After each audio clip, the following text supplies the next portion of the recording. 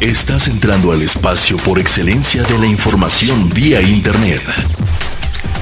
NP Noticias. NP Noticias. NP Noticias, de Coatzacoalcos para el mundo.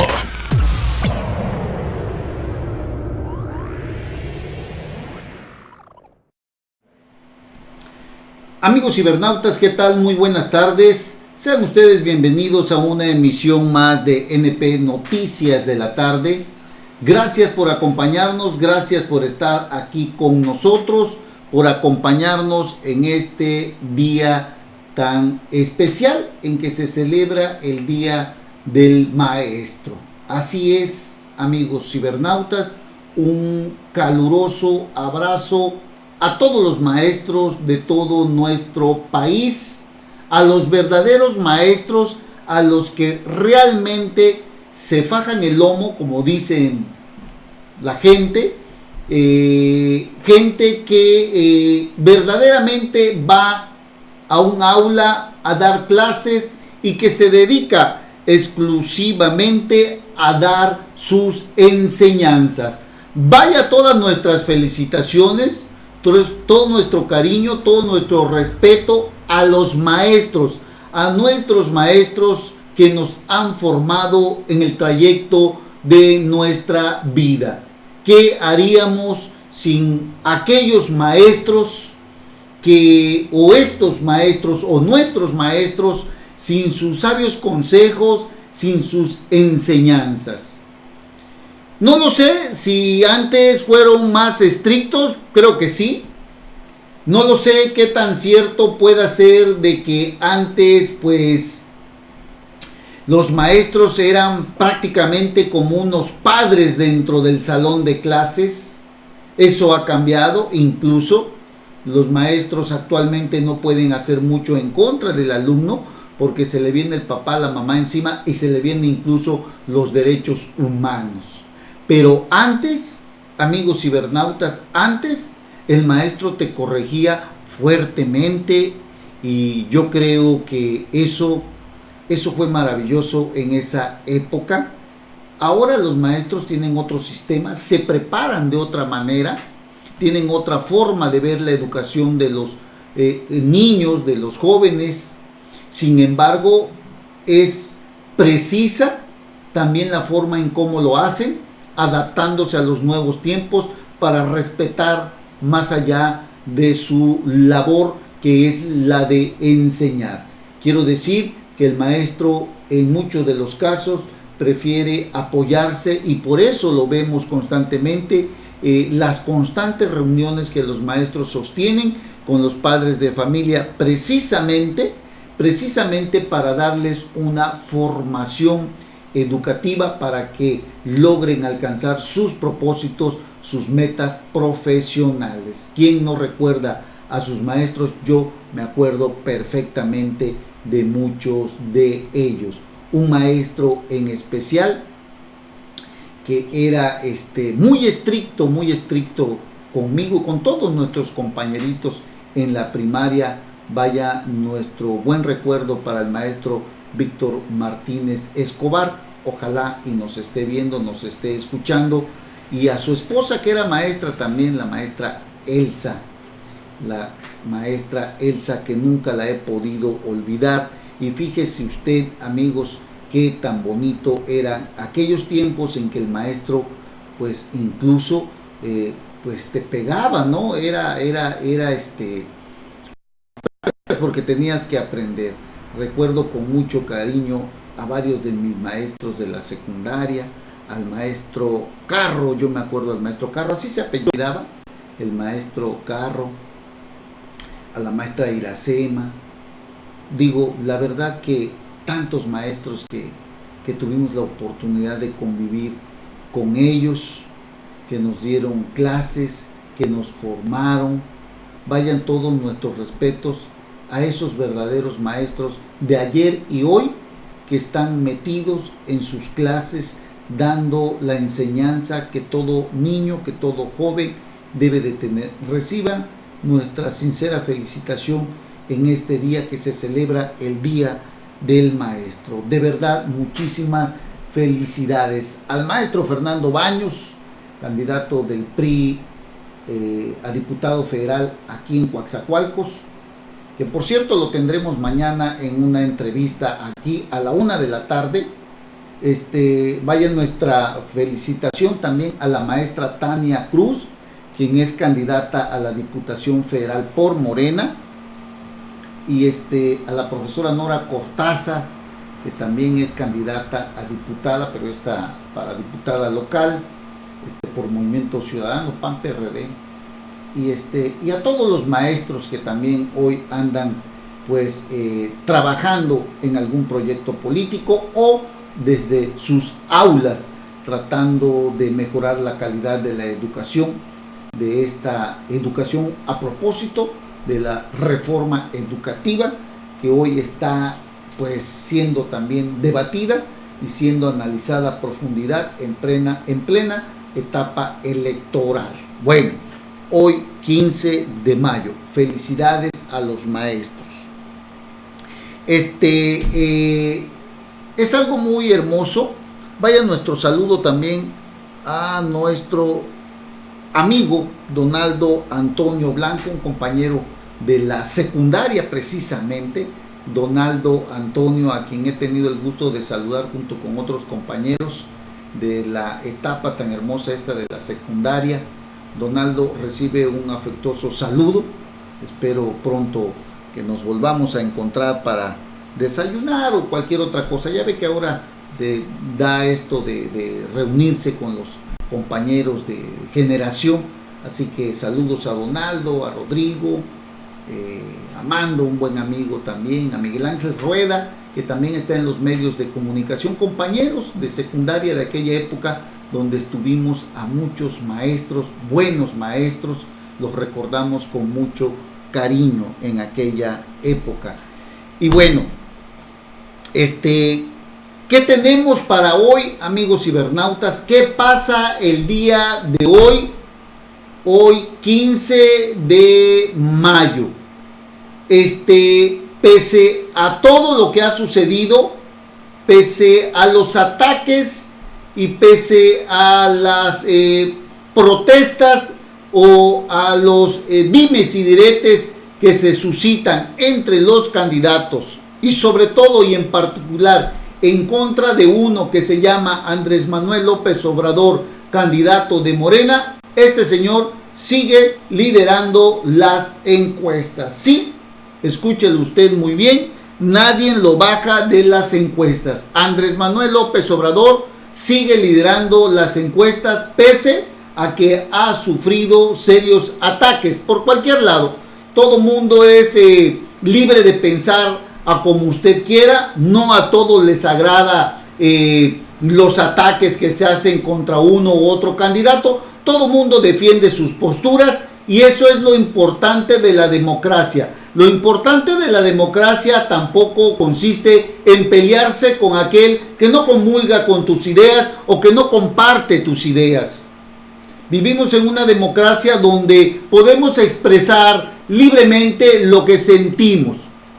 Pero bien han dicho en las redes sociales que no por eso podemos dejar o no por eso se puede perder la amistad que durante muchos años muchas personas tienen, pues porque le vayas a uno o a otro candidato. Hoy la verdad es que las encuestas como El Financiero ubican nuevamente a Andrés Manuel López Obrador como quien encabeza las encuestas, seguido de Ricardo Anaya y después por José Antonio Meade. Andrés Manuel López Obrador trae aproximadamente un 46%, Ricardo Anaya trae un 26% y José Antonio Meade trae un 20%. Margarita Zavala un 5% y el Bronco Jaime Rodríguez Calderón un 2%. La verdadera lucha se centra en estos personajes, en los tres primeros personajes, en Andrés Manuel López Obrador, en Ricardo Anaya y en José Antonio Meade. ¿Qué tanto se puede desde este momento decir que Andrés Manuel pueda ganar la elección? Bueno, Recuerde usted que en el 2006, en el 2012, en el 2006 y en el 2012, si no mal recuerdo, Andrés Manuel López Obrador traía también muy buenos números, sobre todo en el 2012. Y al final, pues la verdad creo que le afectó, pues algunos digamos, comentarios que empañaron su campaña. En el 2006 también encabezaba las encuestas y perdió por aquello del cállate chachalaca que le dijo a Vicente Fox. En el 2012 fueron algunos otros factores, tales como la negociación que estableció el Partido Acción Nacional y el PRI. En aquella época, siendo gobernador Enrique Peña Nieto, gobernador del Estado de México, apoyó a Felipe Calderón con miles y miles de votos para tratar de ganar la campaña, que al final lo logró. Pero también hubo un compromiso de Felipe Calderón Hinojosa con Enrique Peña Nieto, que se cumplió en el año 2012.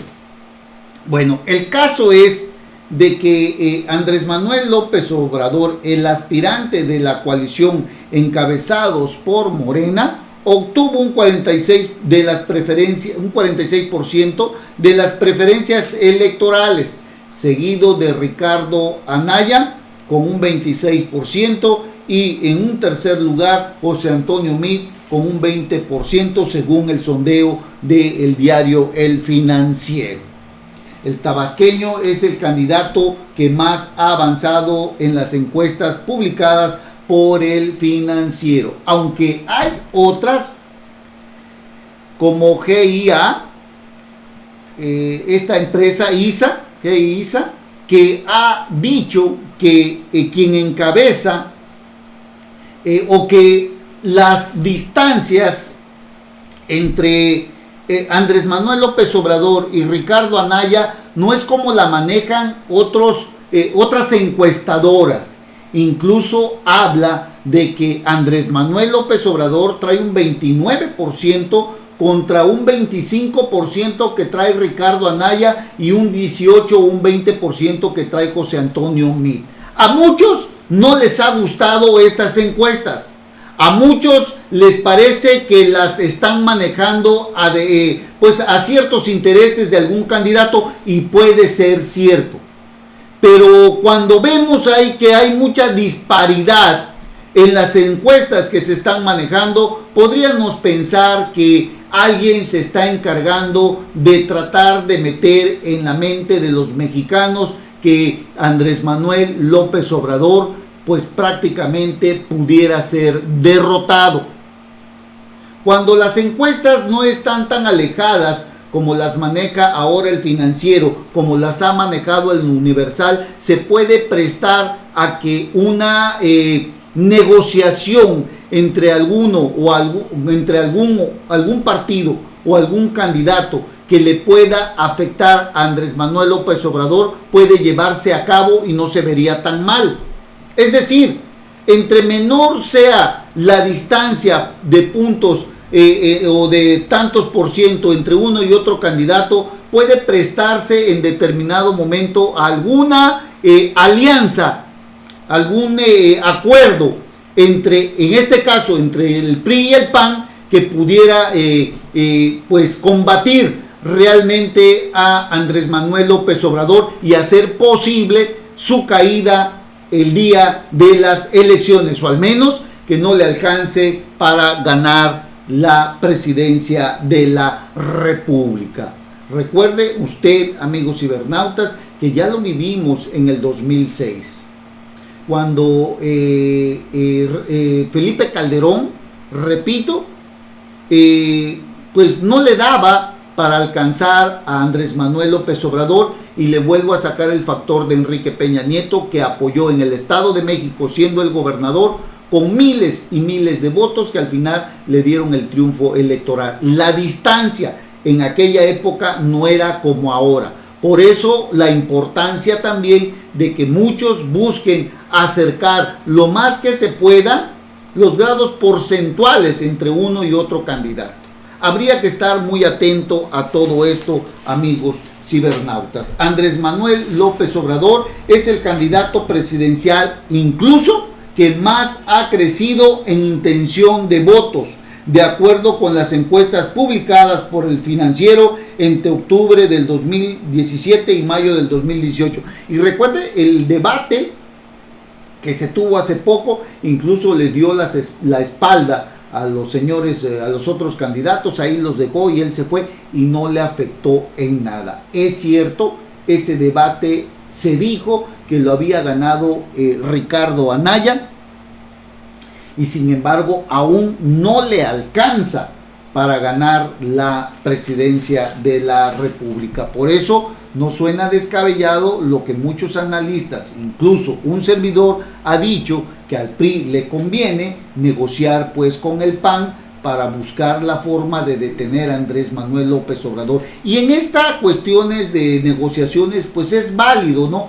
lo que pueda hacer uno u otro partido con tal de conservar el poder, y Andrés Manuel López Obrador también tendrá que buscar negociaciones como la ha venido haciendo con algunos grupos también importantes como la CENTE, como con la maestra Elbester Gordillo, que ha sido severamente criticado por esto, pero de una u otra forma Andrés Manuel López Obrador tiene o trae sus propias negociaciones para alcanzar la presidencia de la República, amigos cibernautas. Bueno, de acuerdo con la encuesta del Financiero que midió la intención de voto hace 7 meses, días después de arrancar oficialmente el proceso electoral actual, el candidato de la coalición Juntos Haremos Historia contaba con 38%, mientras que la más reciente lo ubica con un 46%. De ese tamaño la intención del voto de Andrés Manuel López Obrador. ¿Qué nos indica todo esto, amigos cibernautas? Que el señor Andrés Manuel López Obrador recoge el hartazgo, el coraje, el odio, la frustración, la decepción de un mal gobierno como el de Enrique Peña Nieto. Sin embargo, habría que analizar muy bien también algún otro aspecto. Enrique Peña Nieto está a punto de entregar la presidencia de la República después de haber retenido o después de llegar al poder en tan solo 6 años. Cuando Ernesto Zedillo entregó el poder, el PRI tenía más de 70 años en la cima del poder. Pero la gran diferencia entre Ernesto Zedillo y Enrique Peña Nieto es que mientras uno fue o es un tecnócrata, Enrique Peña Nieto es un político con formación que conoce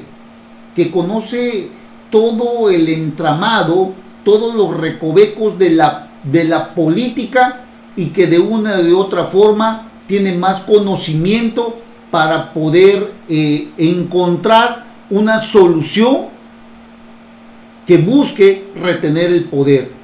Quiero decir con esto, amigos cibernautas, que Enrique Peña Nieto operativamente, políticamente, tiene mucho más formación que Ernesto Zedillo. Fue gobernador del Estado de México, fue diputado, cosa que no tuvo ni Carlos Salinas de Gortari ni Ernesto Zedillo. No fueron ni diputados. Vicente Fox sí, Felipe Calderón también, pero de los del PRI que yo recuerde, no recuerdo a mí, no digo, mire, empezando desde Gustavo Díaz Ordaz, desde Miguel Alemán. Miguel Alemán, creo que si no mal, no, Miguel Alemán sí fue gobernador. Miguel Alemán Valdés sí fue gobernador del estado de Veracruz. Pidió licencia y se fue como candidato a la presidencia de la República. Sustituyó a Manuel Ávila Camacho. Posteriormente, si no mal recuerdo, llegó don Adolfo Ruiz Cortines, que también fue gobernador del estado de Veracruz. Vamos, fíjese nada más esto que estamos recordando.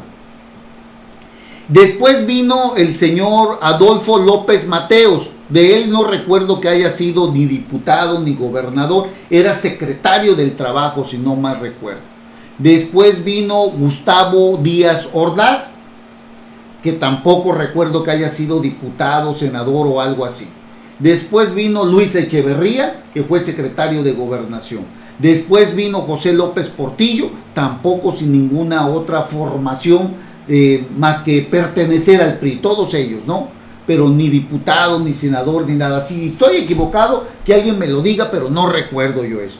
Después vino Miguel de la Madrid Hurtado, tampoco había tenido algún cargo de representación popular.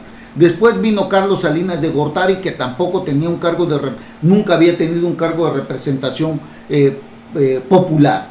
Después vino Ernesto Zedillo, el que sí había tenido un cargo de representación popular había sido Luis Donaldo Colosio Murrieta. Si no mal recuerdo, y ustedes me quieren corregir, había sido diputado y había sido senador. Aparte, había sido dirigente nacional del PRI. Tenía una formación política que lo hacen más operativos. Ernesto Zedillo no tuvo esa condición política o esa formación política, por eso no pudo hacer nada. Esa es la gran diferencia que ahora tenemos con Enrique Peña Nieto, un personaje que tiene formación política y que seguramente ha de estar pensando en algo, en cómo hacerle. Porque dígame usted, ¿a poco cree que Enrique Peña Nieto no sabía los riesgos de las reformas estructurales que llevó a cabo con su partido, con una mayoría en el Congreso, en donde le permitieron llevar a cabo la reforma educativa, la reforma energética, que es la más, digamos que es la madre de todas las reformas, que se vendió como aquella que traería los grandes beneficios para nuestro país, que bajaría la luz, que bajaría el gas y los energéticos? Nada de eso fue cierto. Enrique Peña Nieto lo sabía. Ahora la cuestión es que pese a todo ello se arriesgó por llevar a alguien que no pertenecía a su partido, entre comillas, que había sido parte del sistema, otro tecnócrata, como lo es José Antonio Meade. ¿Cómo hacerlo ganar bajo esas condiciones? O yo me atrevería a pensar más, ¿qué as bajo la manga tiene Enrique Peña Nieto cuando el Estado de México es uno de los estados que más votos aporta en una elección y en donde tiene a su primo Alfredo del Mazo como el gobernador de ese estado? Y conociendo las condiciones en que se encuentra José Antonio Meade cargando con todo el lastre de su mal gobierno, ¿qué tanto Enrique Peña Nieto puede prestarse o buscar una negociación con el Partido Acción Nacional que trae a Ricardo Anaya como su candidato? Habría que analizarlo muy bien, amigos cibernautas, porque aquí se ha dicho también, y todos lo han dicho, que al presidente de la República le conviene más que llegue un panista a que vaya a llegar Andrés Manuel López Obrador. Yo le digo lo que está sucediendo. Yo le digo lo que se está pensando en la cúpula del poder y la apreciación que tenemos quienes tenemos valga la redundancia, quienes analizamos, quienes vemos los movimientos que hacen allá, qué es lo que están haciendo. No se trata de pelear por pelear o de decir no me gusta lo que dices. Habría que analizar muy bien qué tanto se está tejiendo allá arriba, algún hecho que pudiera cambiar la historia que nos dicen ahorita en este momento, los números, las cuentas que trae Andrés Manuel López Obrador. Eso es lo que hay que analizar, amigos cibernautas. Bueno, y por otro lado, también es importante mencionar que uno de los ataques en los que más han centrado su mirada los candidatos del PAN y del PRI es en contra de es con respecto a la reforma educativa que ha dicho Andrés Manuel López Obrador, que de llegar a ser presidente la va a cancelar. Un día Andrés Manuel López Obrador dice que la reforma educativa tiene sus cosas buenas. Posteriormente va a un acto con la gente allá en Oaxaca y les dice: la reforma educativa se va a suspender, se va a quitar, se va a echar para abajo. La reforma educativa simple y sencillamente no caminará con Andrés Manuel López Obrador cuando señala que simple y sencillamente la reforma educativa la echará para abajo. Y por eso yo le digo que los candidatos Anaya y José Antonio Meade han dicho que ellos van a defender la reforma educativa.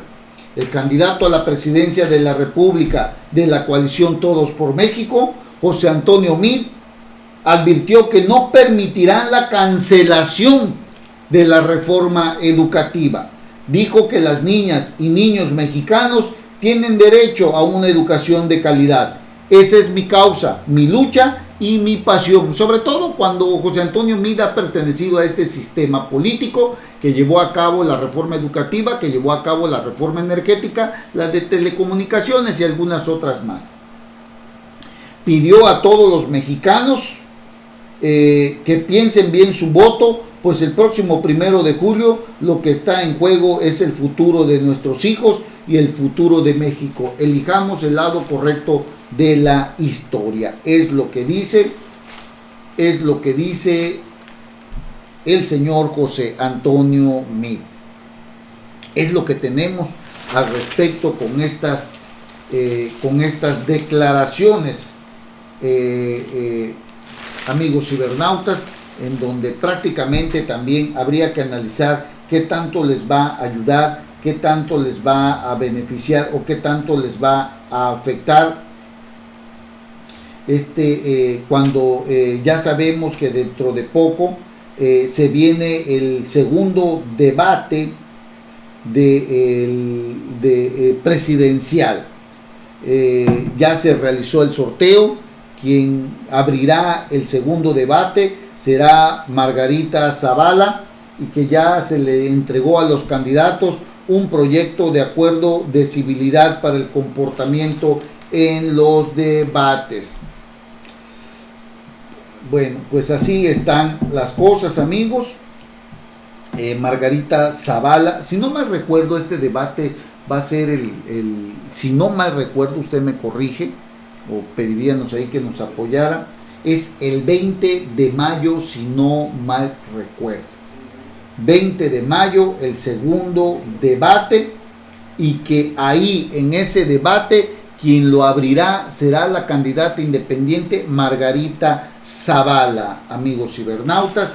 Y bueno, esta elección está considerada como de alto riesgo. El ex secretario general de la ONU, Kofi Annan, realizará una visita al país la próxima semana. Bueno, vendrá aquí el exsecretario general de la ONU y formará parte de un grupo de internacionales que observarán el proceso electoral. Así lo dijo el señor Lorenzo Córdoba, presidente del Instituto Nacional Electoral. Kofi Annan estará aquí en nuestro país, pues viendo la forma de que esto salga muy bien, de que no haya fraude electoral, ¿no? Se cuidan todos esos detalles, amigos cibernautas, porque el horno no está para bollos. Así están las cosas, el horno no está para bollos. Y bueno, el INE ha confirmado que estará por acá el señor Kofi Annan cuando ya nos quedan aproximadamente 45 días de un desenlace de este proceso electoral. Estamos viendo la fragilidad que existe en este proceso electoral, en donde seguramente quienes tratarán de darle credibilidad y de fortalecer a la institución electoral serán estos visitadores extranjeros que validarán, que observarán, que emitirán alguna opinión con respecto a el día de la elección, del desarrollo de la elección presidencial, en donde también se elige al Congreso de la Unión, nuestro poder legislativo. Así que estaremos atentos, se buscará la forma de que se llegue a un clima pues tranquilo, porque fíjese usted si no está la cosa tan delicada que el propio Instituto Nacional Electoral les ha hecho llegar a los candidatos presidenciales un formato de comportamiento. Este formato de comportamiento es para que haya respeto, amigos cibernautas, y no se salga de control en este segundo debate, para que exista, repito, un comportamiento a efecto de evitar, por ejemplo, el albazo en que incurrió Rodríguez Calderón, quien en el encuentro pasado, este segundo debate, colocó un cartelón en su atril. O sea, se buscó la forma pues de posicionarse él, ¿no? Entonces puso ahí un cartelón, y pues eso dice que no debe de ser. Este documento, este proyecto busca que haya, o que los invita más bien a los candidatos a favor de la equidad en torno al debate, y creo que es el sello que debe distinguir la relación entre las campañas y los candidatos. Así están las cosas, amigos cibernautas. Nosotros estamos muy atentos a lo que está sucediendo en un clima totalmente enrarecido, buscando muchos actores políticos tranquilidad en este proceso electoral, porque ya vimos lo que está sucediendo. Si no mal recuerdo, llevamos ahorita en este momento 94 muertos desde que inició este proceso electoral, muchos de ellos exdirigentes o dirigentes de partidos, candidatos a un puesto de elección popular. Muchos otros solicitaron licencia a algún cargo que ya tenían para buscar algún otro cargo de reelección, o alguna curul, o alguna presidencia municipal, alguna gubernatura, alguna diputación local, etcétera, etcétera, etcétera. Pero muchos de ellos hoy están muertos. Son 94 muertos, si no mal recuerdo las últimas cifras. Hoy allá en Tabasco, este clima también se empañó con la muerte de un reportero. No recuerdo su nombre ahorita, ojalá me lo pasen, pero es un reportero que murió allá, o lo mataron allá en Tabasco, donde gobierna Arturo Núñez. El reportero Juan Carlos Huerta de Tabasco fue asesinado. Viene a enrarecer todo este panorama que tenemos en las elecciones, cuando hay muertes, cuando asesinan a periodistas, a comunicadores, pues realmente es lamentable. Aquí en Veracruz también se dio la agresión de 2 comunicadores, de 2 reporteros, si no mal recuerdo, del periódico Presencia. El gobernador Miguel Ángel Yunes Linares quiso minimizar, dijo que había sido una riña. No fue una riña, señor gobernador. Los atacaron, los agredieron, ya se conocieron los verdaderos hechos. Entonces, pues tampoco no se vale tratar de ocultar la realidad de lo que vivimos, cuando hay muchísima delincuencia y en donde no se ha podido erradicar. Y le repito, los candidatos hasta el día de hoy, las últimas cifras, a efecto de que me corrijan, estamos hablando de aproximadamente 94 muertos que tienen una u otra relación con candidaturas en las que en muchos de esos casos se ve también la mano de la delincuencia organizada, del crimen organizado, porque no respetaron acuerdos, porque no se sujetaron a lo que les dijo quien los puso ahí, otros entre políticos mismos porque les estorbaba tal o cual candidato, en fin, hay varias hipótesis de todo esto y la verdad es que en el fondo se esconde pues la intención de enrarecer el clima político que estamos viviendo en este momento, con tantas y tantas muertes que vivimos por todo el país, que presenciamos por todo el país, que escuchamos en los diversos medios de comunicación, que nos hacen pensar hasta dónde han llegado nuestras autoridades con la enorme incapacidad que traen sobre sus espaldas, que no han podido resolver el gravísimo problema de la inseguridad, que es tema electoral fundamental para poder vivir en paz, para poder alcanzar la tranquilidad, para poder hacer que este país vuelva a ser lo que antes fue. Pero mientras nuestras autoridades no tengan la capacidad para detener tanta inseguridad, yo creo que seguiremos de mal en peor, amigos cibernautas. Bueno, hacemos una breve pausa y regresamos inmediatamente. No se vayan. NP Noticias. NP Noticias.